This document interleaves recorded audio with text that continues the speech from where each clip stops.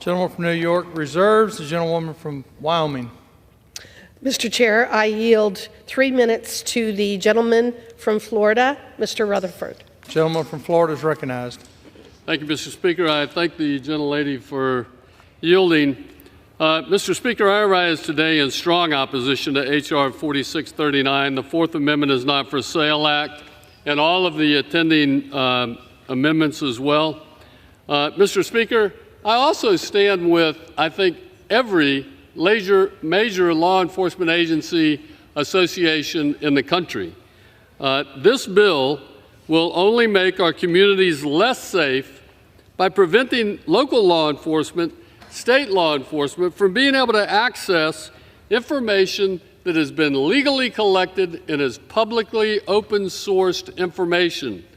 Every day, law enforcement officers use this type of open-source information that is collected legally and commercially available data, and we use that to connect the dots to actually develop and find the leads that solve crimes like child abduction, drug trafficking, terrorism, all sorts of different heinous crimes.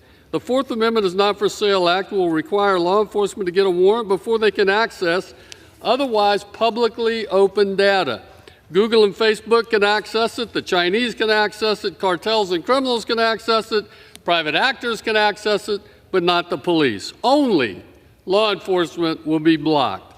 And I can tell you as a former sheriff, police officers work on time-sensitive cases every day where accessing this information quickly is a matter of life and death.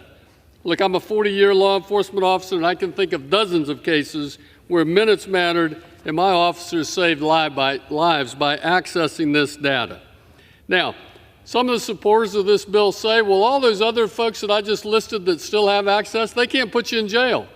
Well, let's be truthful here.